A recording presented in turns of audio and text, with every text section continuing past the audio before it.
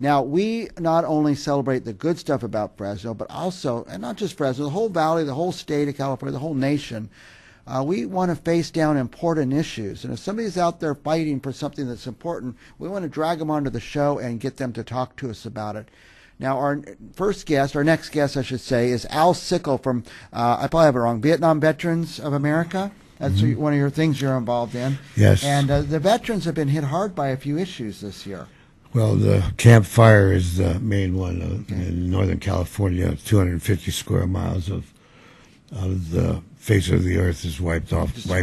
That was the biggest, strongest, most fast-moving fire ever? Most deadly. Most deadly, also. Wow. Almost 14,000 houses. 14,000 houses? Dwellings, living dwellings, and many thousands of cars. A whole city. Yeah. The whole city of Paradise. Gone. And they weren't just like damaged. There was evaporated on the gone. Surface. Yeah. It's gone. You'll hear a phrase like, it looks like a war zone. I know, I've been in one. It does look like a war zone. The only difference is there's no big holes in the ground. Right. Now, were veterans especially strongly hit? Yeah, there's 3,000 veterans up there. Wow. And all of which were completely burned out of their living quarters. In order to give them a sense of recovery, we've developed a program to build temporary dwellings, of which they are involved in building. Okay. We have a gentleman from Twain Harte, California. His name is Ron Trout, who has a portable sawmill, and he brought it up there, and he brings it right to the people's property once they're allowed back on it. But there's so much cleanup that has to be done, so much toxic stuff from everything in the house, and everything was in the house. Nothing's left standing except maybe brick fireplaces and foundations. Everything else is just ashes.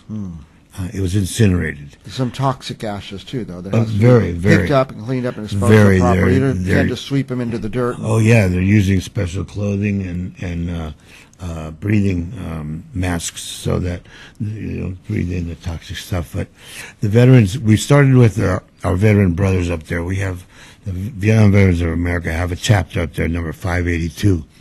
About 80% of their guys were burned out of their homes, their families. Wow.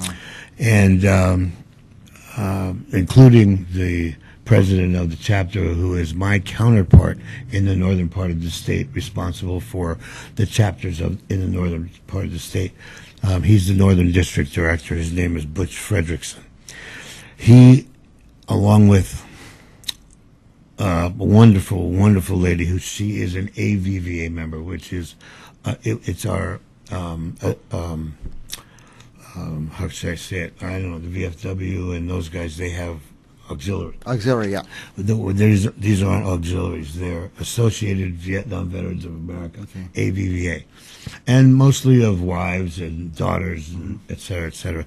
This lady has taken it upon herself to take in the veterans in her home, has set up in her yard dwelling tents and things like that, and foodstuffs and drinkable water. And there's that kind of devastation. It's just you don't just go to your neighbors. There's nowhere to go. There's so many people who have zero. Sir. And she set up a little place there, in her home. She's spearheading this thing up there, and we started building these things called yurts.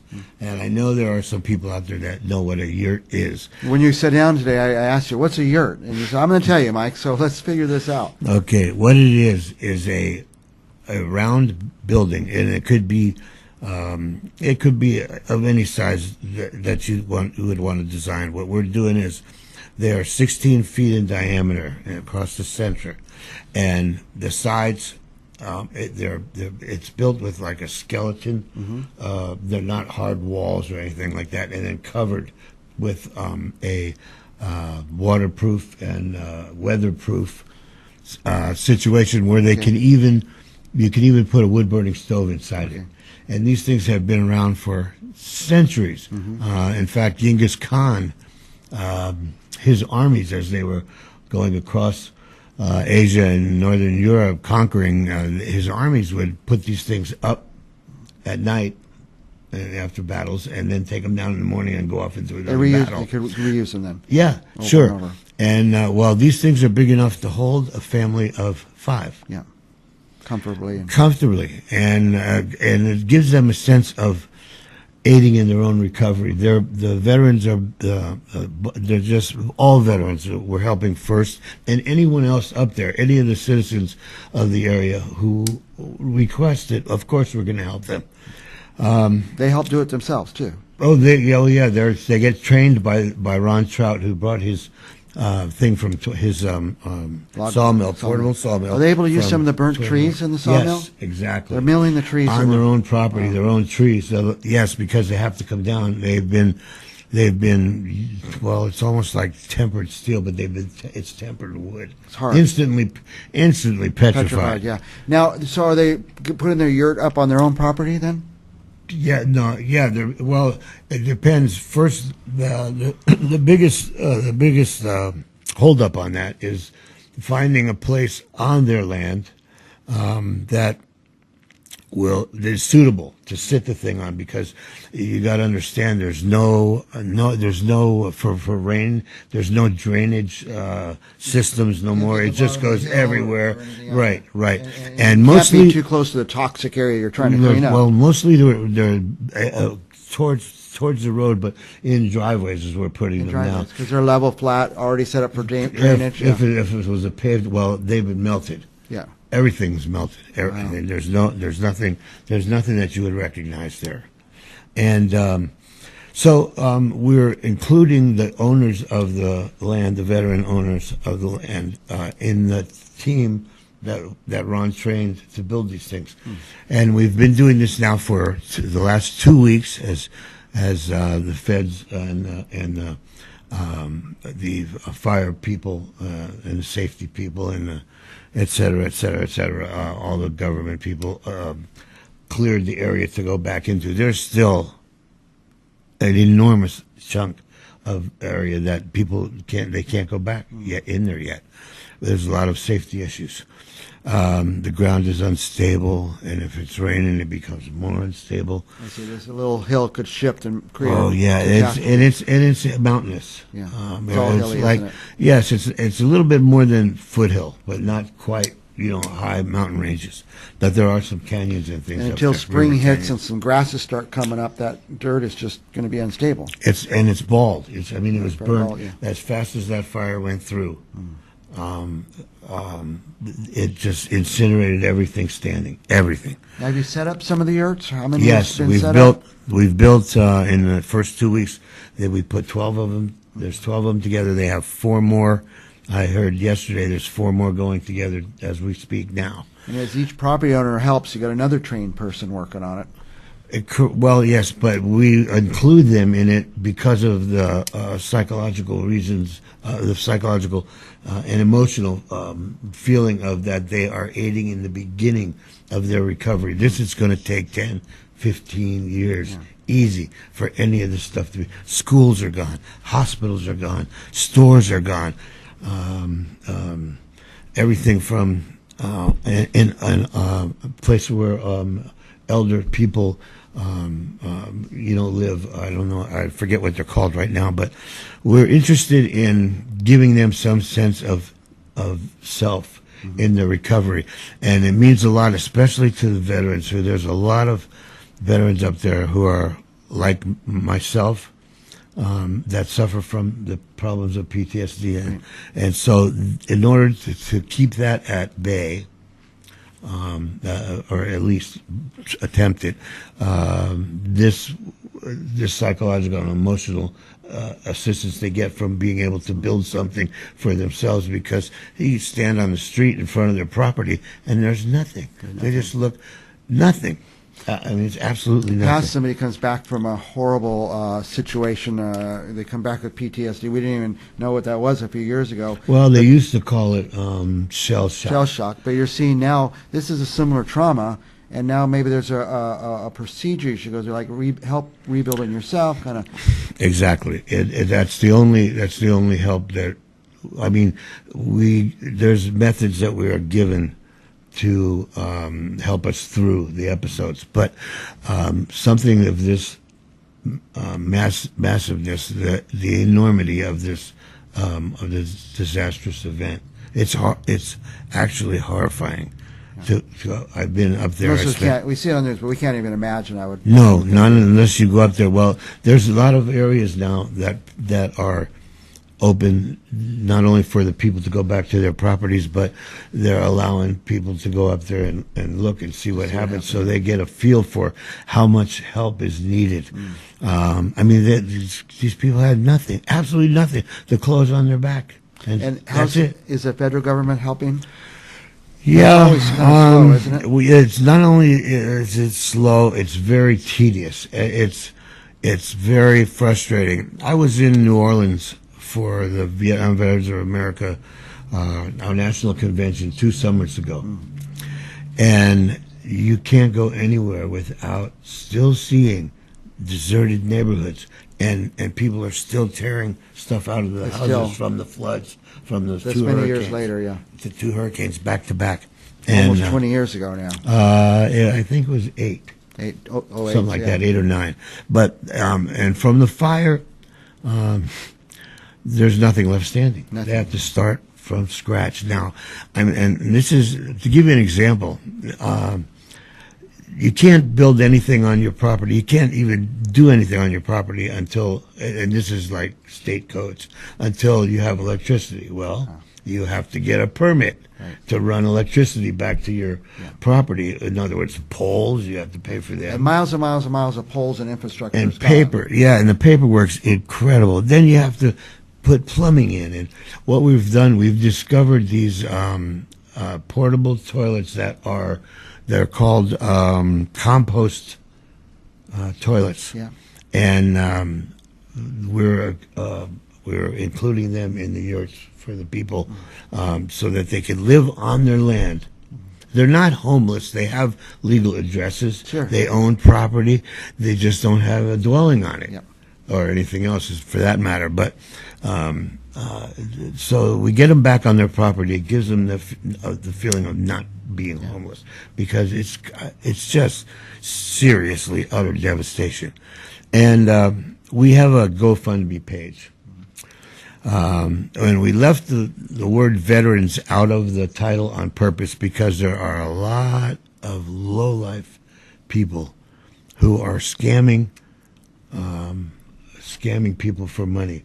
A couple were arrested in Sacramento last week. Yeah. They had collected nearly $5,000 of good people trying to help other people, and they got caught. They're not real smart, but they stayed in a little bit too long, I guess, and they wanted to make more because that 5,000 was easy to get. Yeah, so we left the word veteran out of the title. However, in the story and among the pictures of the yurts being built, the veteran issue is raised in there, because we didn't want anyone to get the wrong idea that this was a scam. This is all veterans doing work for veterans. The chapter I belong to, outside of my state council duties, is Chapter 391 out of Sonora.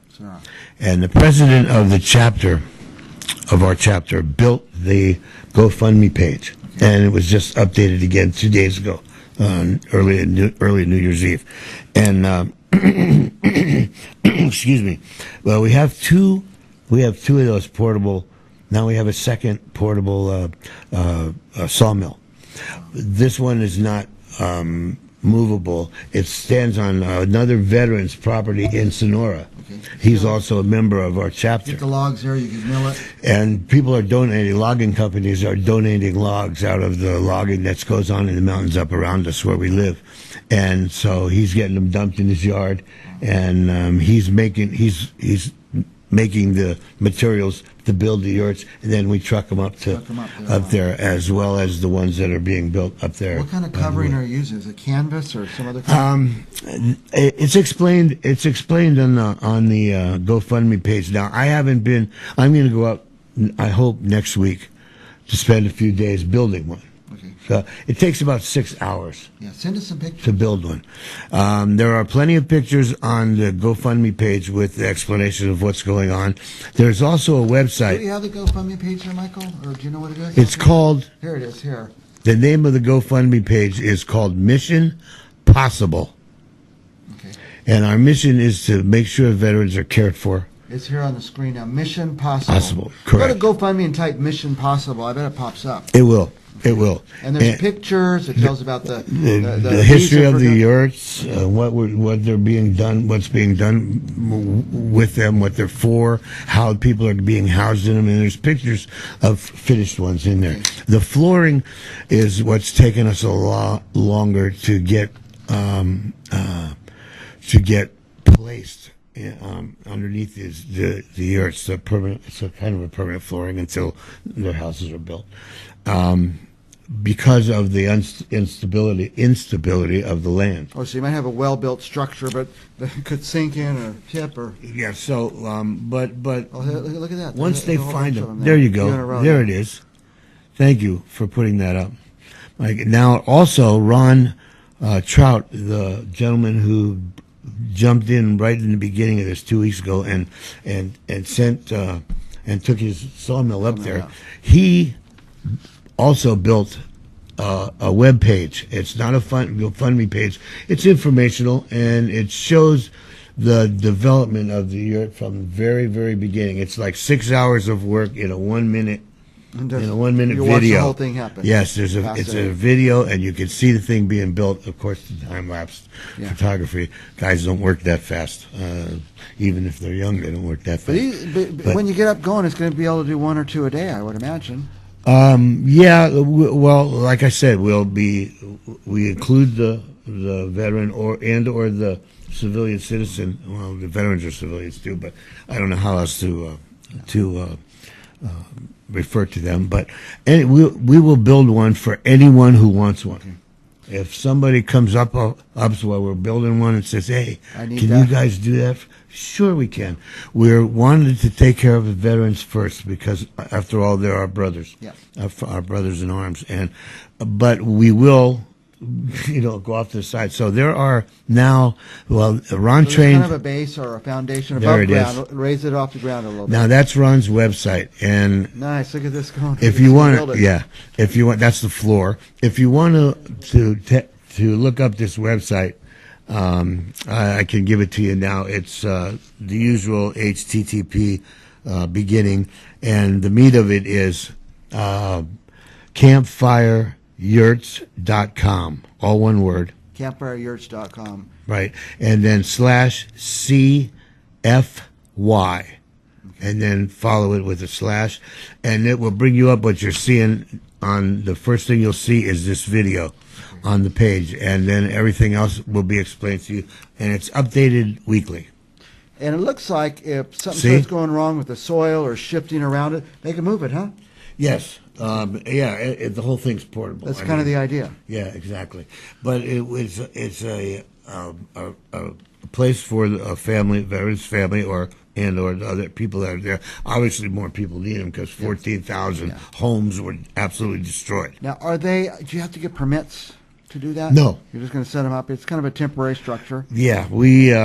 Still, you know what? If the permits are necessary, we'll find out. Figure that out later when you go. Let's ask later. It's easier for us to. Still, you take some time to figure out that it's stable and level, and some steps to go into it. I'm sure. Yeah, so. and it's just one step up. Yeah. And the yurt is built around the edge of the floor, as you saw in the video there. And what we need is we have a $20,000 goal in the beginning of this thing now. And the first couple of weeks, we've taken in I think a little over $4,000, and it costs $800 to build one of these yurts. Okay, that's all the materials. How much now?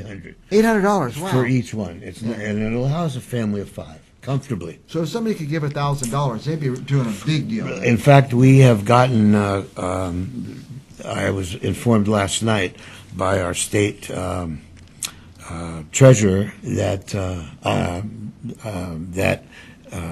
he got a couple of large checks in the mail. Some person did send $1,000. One of the Vietnam Veterans of America chapters from Missouri sent a $2,000 check. And all of this stuff is going to not only to build the yurts, but the people need rain gear, gloves, and shovels, and forget about the rakes to rake the floor of the forest. Nobody rakes the floor of a forest. Anyway, that's just a big joke. Stop sending the rakes. Oh, well, yeah, no, nobody's sending rakes. Well, but, a couple of our guys out joking around, they brought a rake and handed it. Here's you can rake the floor of the forest. But unfortunately, the forest is gone that was around them. Well, they're safe from fire for a while. There's nothing else to burn. That's for sure. But with rain, that stuff could come up fast and have another dry year, and it could be some more problems. Yeah, it was. The thing was, it wasn't really a forest fire. It's a misnomer. There was a chunk of forest after it blew through the populated area, and there were a lot of trees. It was the town was cleared out of forest, and the people's neighborhoods were cleared out of forest, but. It was mostly a grass and scrub brush fire. Mm-hmm. It has been dry for a little wind awful years. A little wind. The day that fire started, there were gusts, 40 to 45 mile an hour gusts, and sustained winds of 20 to 25 miles an hour. The first 2 days of that fire, that's why it exploded so quickly. Had all the fuel and oxygen it needed. Oh, it was all dry. Yeah. Well, let's say this: if somebody's watching, they say, "Wow, we got to help." You could just build these things all the time. You're never going to catch up. So the more you could do, the more money you could raise, the more people you get involved, the faster you could get this thing done. Yes, clothes and clothes and food, and that they have plenty of that. That's what always gets given to disaster areas first, and then they get overwhelmed with it. Yeah. They end up having to give most of it away, but. What they specifically need, since there is no non-toxic tested water, drinking water, yet so we buy water, drinking water for them. The foods, the grocery stores in Chico and Oroville on either side of the area where the fire was, they have everybody has been absolutely wonderful. We started by buying grocery store cards, gift cards. Oh, gift cards. Gift cards, so that they can. That's what we did with the first bunches of cash that came in before even we set up this GoFundMe page. I had one on Facebook. I set up. It was a 5-day one. Facebook just said if anybody wants to put a thing on here, we'll match whatever. Nice. Whatever you collect, up to $7 million, which is in total of all the people. Yeah. So they must have had about 30 or 40 or 50 nonprofit groups that jumped in there for a page. And I had one on for 4 days. We gathered enough, just small contribution from people in those 4 days to build one yurt. With the match from and Facebook match then. Yeah. Oh, good for them. Well, I tell you, it sounds to me like you're saying the easiest resource to most mobile resource is money. It's cash. Yeah, That's right. It is. And really so people want to send something. It's so cash. Then you could fund these yurts and get these up. And if you want a tax deduction, you can make the checks out to the Vietnam Veterans of America, Chapter 391 in Sonora, California, and our post office box in Sonora is 5391 P.O. Box, and you can mail a check, and that way in your tax thing, we are 501c19. C19, okay. Yeah, we got a special designation, which isn't so special, but it's nonprofit. Yeah, it's nonprofit. And, write it off. And yes, it would be tax deductible if you're concerned about that, especially if someone was going to give a large donation. But then there's also the GoFundMe page. And the GoFundMe page, that's correct. Okay, and tell me one more time how they find that. Go to GoFundMe and type in. You just go onto the internet, go to GoFundMe.com. Mm-hmm. And they'll have, there's a laundry list of different nonprofit and for-profit funding, projects, people's inventions, stuff like that. But this one is called Mission Possible. Mission Possible. And meaning that the mission of building and putting people back on their land and with a place that's sturdy to live in, and it will withstand the winter, the rains, the cold, everything. Mission Possible Yurt Shelters Campfire. Just go to GoFundMe.com. Start typing Mission Possible. It'll pop up. If you can't find it, call us here at Central Valley Talk. We'll put you in touch with these guys. There's a lot of scams out there. A lot of people taking advantage of this stuff, which is horrible. But this is going through Vietnam Veterans of America. Put your donations through them. This particular one it was set up by the president of 391 because I took the initiative to go there and hook up with this lady Corinne and her husband, and her father is a Vietnam vet and a member of that 582 chapter. They live in Chico, so they didn't get burned out, which is west of the Paradise area. Now these spots, there's no house there, there's nothing there. It's all just a wreckage, but it's the property these people own. They've invested their whole life in it. They own a lot. They could set up a yurt and use that maybe as a staging. They're not going to get these houses built in a month or two. They could live in that for if they have a slow process in putting their home back together again, because you got to understand all of the places they worked were burned down too. So they don't have any jobs. The yurt's going to be there. They could live in the yurts, and they're not going to put these homes up fast. It's going to take some time. It'll be 10, 15 years before there's a noticeable community there again. It just takes a long time. Anyway, thanks to Al Sickle, Vietnam Veterans of America. What's your chapter number? 391 in Sonora. In Sonora. The address, if you want to send it through us for tax purposes or however you want to do it, you can send through the GoFundMe page, or you can use our address. It's Vietnam Veterans of America, Chapter 391, Post Office Box 5391. Sonora, California. The zip code is 95730. There you go. All right. Thanks, Al, for coming. And we're going to keep up to date on this issue. Go to our YouTube channel. Refer people to our YouTube channel. Watch this whole interview, and it'll give all the information where to send stuff. If 10 of your friends, if you put this out on Facebook to 10 of your friends, I mean, to all of your friends, and only 10 of them respond, and put them out to their friends, and only 10 of them respond, in 6 days, every telephone, every laptop, every home computer, and every tablet in the United States will have this information on it. That's right. All right. So please spread the word. We are in desperate need of that kind of help.